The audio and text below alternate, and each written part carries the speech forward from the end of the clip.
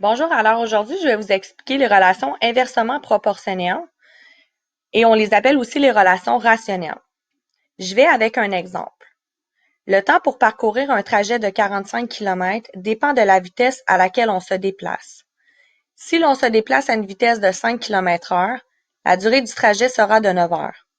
Par contre, si l'on se déplace 3 fois plus vite, soit à 15 km/h, la durée du trajet sera de 3 fois moins longue, c'est-à-dire de 3 heures. Alors, à 5 km/h, on dit que ça prend 9 heures. Donc, j'ai fait une table de valeurs ici. Pour 5 km/h, ça va prendre 9 heures. Et on vous dit aussi qu'à 15 km/h, ça prend 3 heures. Comment est-ce que j'ai fait pour trouver qu'à 5 km/h, ça me prenait 9 heures? À vrai dire, j'ai 45 km à parcourir. Alors, si je fais 45 km/h, si je fais 45 km divisé par 5 km/h, j'obtiens 9 heures. Si maintenant je fais 45 km divisé par 15 km/h, j'obtiens 3 heures. Si je veux compléter la table de valeurs ici, pour 1 km/h, je ferai 45 km divisé par 1 km/h, j'obtiendrai que ça prend 45 heures. Si maintenant je me déplace à une vitesse de 2 km/h, pour savoir le nombre de temps que ça va me prendre, je vais devoir faire 45 km divisé par 2 km/h, qui me donne 22,5 heures. Donc, à 2 km/h, ça me prendrait 22,5 heures pour parcourir 45 km. Pour 20 km/h, alors même chose, si je fais 45 km divisé par 20 km/h, j'obtiendrai 2,25 heures. Donc, ça me prendrait 2,25 heures cette fois-ci. Maintenant, j'ai juste remis ma table de valeurs qu'on avait remplie. On a toujours le même contexte. Qu'est-ce qu'on remarque ici dans la table de valeurs? Bien, si je multiplie mon x avec mon y de chaque point, donc si je fais 1 fois 45, ça me donne 45.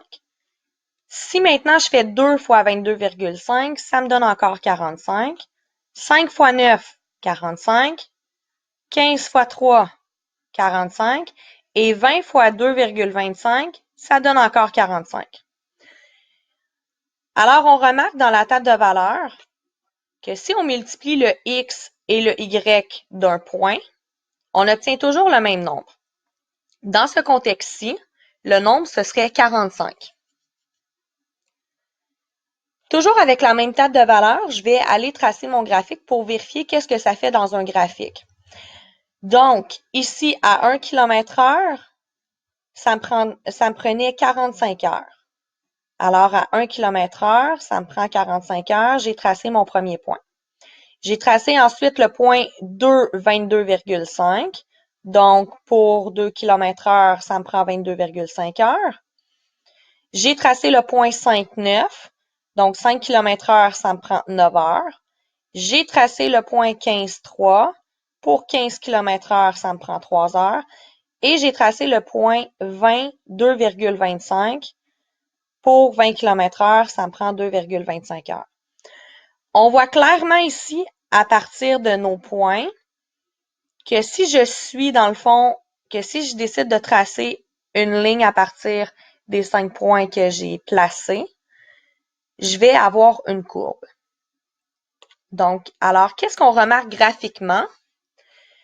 On remarque premièrement que si je multiplie encore une fois le x avec le y, j'obtiens toujours le même nombre. Dans ce contexte-ci, ce serait 45. 1 fois 45 donne 45, 2 fois 22,5 donne 45, 5 fois 9 donne 45, et la même chose pour les deux autres points. De plus, le graphique, c'est une courbe. Et puis, la courbe ne touchera jamais à l'axe des Y.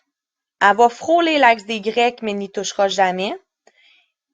Et elle va frôler aussi l'axe des X, mais n'y touchera jamais. Évidemment, ici, on a l'impression qu'elle y touche, mais en réalité, elle y touche pas. Elle s'approche, mais elle n'y touche jamais.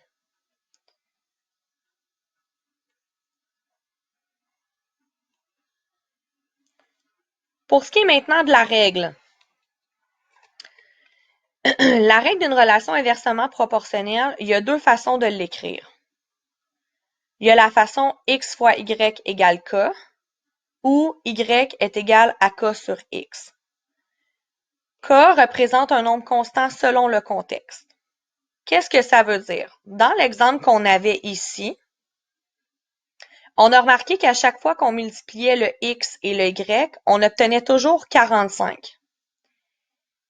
Alors, la règle qui représente ce contexte-là, sous la forme x fois y est égal à k, serait x fois y égale 45. Donc, on change le k pour 45. Le k, dans le fond, c'est à chaque fois qu'on multiplie le x puis le y, combien ça donne? Dans notre contexte, ça donne 45. Si on est plutôt sous la forme y est égal à k sur x, vous allez obtenir y égale 45 sur x. On change toujours le k ici par 45. On obtient y est égal à 45 sur x. Il y a deux façons d'écrire la règle, soit sous la forme x fois y est égal à un nombre, ou sous la forme y est égal à un nombre divisé par x. Ici, notre nombre était 45. Maintenant, autre contexte, on vous dit, pour faire une sortie à l'école Cap-Jeunesse, on doit louer un autobus. On s'intéresse au coût payé par personne selon le nombre de passagers dans l'autobus. Voici la table de valeur qui correspond à cette situation. On va aller trouver la règle ici de la table de valeur.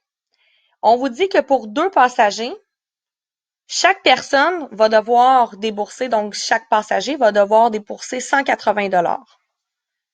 S'il y a 5 personnes, ça va leur coûter 72 $ chacun. 6 personnes, 60 $ chacun. 8 personnes, 45 $ chacun. Pour déterminer les règles, on va commencer par multiplier le x et le y dans notre table de valeur. Si je fais 2 fois 180, ça me donne 360. 5 fois 72, encore 360. 6 fois 60, encore 360. Et 8 fois 45, ça donne encore 360. À vrai dire, le 360 ici, dans le contexte, représente le coût d'un autobus. Ainsi, ça coûte 360 louer un autobus. Si j'ai 2 personnes, ben chaque personne va devoir débourser 180 $. Si j'ai 5 personnes, chaque personne va devoir débourser 72 $, etc. Si j'écris la règle sous la forme x fois y est égal à k, mon k ici, ce serait le nombre 360, vu qu'on obtient toujours 360 lorsqu'on multiplie le x et le y. Ainsi, la règle serait x fois y égale 360. Ou sinon, on peut l'écrire sous la forme y est égal à k sur x. Encore une fois, mon k, je vais aller le changer par la valeur 360. J'obtiens y égale 360 sur x. Toujours le même contexte. On vous dit, s'il y a 25 passagers, quel sera le coût à débourser par personne? Étant donné qu'on multipliait toujours, qu'à chaque fois qu'on multipliait le x et le y, on obtenait toujours 360, ben à ce moment-là, pour savoir quel coût va débourser chaque personne, je vais devoir faire 360 divisé par mon 25 passagers, ce qui me donne 14,4. Ainsi, chaque personne va devoir débourser 14,40 $ si évidemment il y a 25 passagers dans l'autobus. Si maintenant chaque personne doit débourser 11,25 $, combien de passagers y a-t-il dans l'autobus? Encore une fois, je vais toujours prendre mon 360 qu'on avait trouvé et je vais le diviser par le coût par personne qui est 11,25. Ça donne 32.